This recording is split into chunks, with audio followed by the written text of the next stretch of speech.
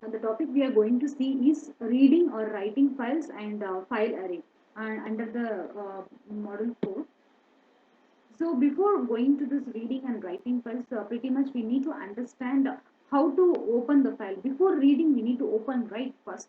So we need to open and we need to read and we can write up. So by using if open, you can, and reading is very simple than writing. The writing files is some little bit complicated comparing to reading, because once you start writing, then you at any time the data will get deleted. So that once you open, for opening and reading, we need two things, two kind of functionality we need. The first thing is pointer, and then another thing is length in bytes. These two things we need to open and read the files. So there are two basic techniques for read and writing files in this PHP. We have stream access and all in memory access. So when we're talking about the stream access, in this technique our code will read just a small portion of the file at a time. While this does require more careful programming, it is the most memory efficient approach when reading very large files. So all in memory access. We can read the entire file into memory, while not for large files. It does make processing of the file extremely easy. So that we need all these things. Then, if you want to read a file at the beginning stage, means you have to use R mode. And if you want to write, you can use R plus or W plus, both you can use. And for reading or writing at the end of the file, at the beginning of the file. And if you want to open, you can use F open function. If you want to read, you can use F read function. If you want to close the file, if you want to close your file, means you can use F close function. So W is for writing file writing purpose, and W plus is for reading or writing, whatever you can use. So this is reading writing and stream access. So in this stream access, it is some little bit difficult but more memory efficient. The function f open takes a file location or URL and access mode as parameters. The return value is stream resource, which you can then read sequentially.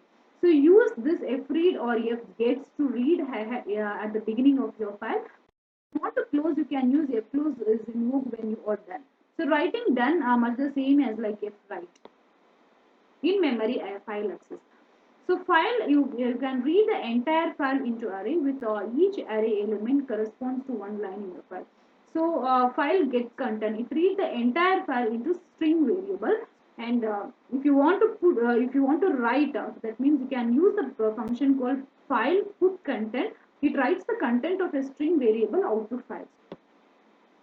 To read an entire file into variable, you just simply use a file get content of file name. To write the content of a string, you can write file put content of file name and write name. To read a file in PHP, you can use this blue color link which I have mentioned in the slide. File get content of file name, comma dollar use include path, dollar context, and dollar offset, and dollar maximum length. So these are the parameters which is mandatory to read a file in PHP. And to write a file in PHP, you can give the dollar file name and dollar data, dollar flags, and dollar context. You can write the contents also. So these two things, and you can, if you want to read an entire file into variable, you just simply use file as string equal to file get content of file name. And if you want to write the content of a string, you can write a file name and write name. So file array. As we already discussed that this file associative array contains items that have been uploaded in the current request. A server script must process the uploaded file in some way, and this files array helps in this process. Like this will contain a key value tag for each file uploaded in the post. So to upload your files, we need multi-part access attribute for all the files. First of all, the user wants to click the browser. First, he has to open the page, and he just click the browser, and he is going to upload the file whatever he wants from the local machine, and then afterwards he just send request to the server. So that is performing those things which is happening only. All the information will be in a temporary directory, and afterwards it can move to the permanent stage in this multi-part attribute. So this is how we can handle file and then you can upload those files in PHP. So the key for each element will be the name attribute from the HTML. Well, the value will be an array containing information about the file as well as the file itself. You can use the key names called name, type, and temporary name, and error and size. So this is how we already discussed. So from the client side, the user has to open the page and he has to click the browser to upload his file from the local machine, and afterwards he has to send a request to the server, and then server request back to the client along with the requested content. And for this is the attribute we are using here, multi-part form data.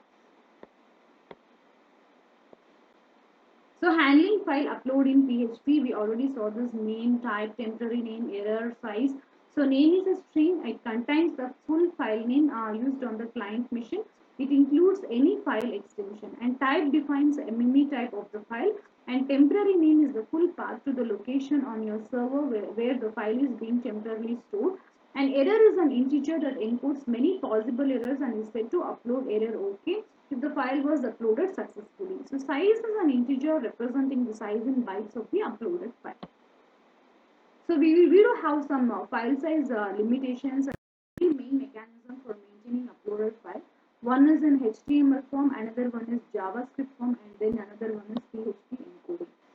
So HTML we can use if you want to limit your size, use maximum file size for that, and you can add an hidden input field before any other input fields in your HTML form with the name of maximum file size, and the file uploading must be complete before an error message can be received. You can limit your file size through HTML as like this. And through JavaScript means it allows a client side check to happen before any data transmitted. It is easily override, and then you will be getting some alert message like the file size must be less than and all those things. So you can limit your file size through JavaScript as like this. And through PHP, the third mechanism for limiting the uploaded file size is to add a simple check on server side, and user can modify this field also by using this maximum file size. Wherever by using HTML or JavaScript and in PHP, whatever the language we can use, if you want to limit your size, you can use maximum file size, so that you can limit your uploaded file size. So next, how limiting the type of file upload. If the user wants to upload an image and they uploaded a Microsoft Word document, whatever they upload, it may be any type like text or image or any kind of document you can upload. So you might also want to limit those uploaded images to certain image types such as JPG and PNG, while this allowing BMP and others.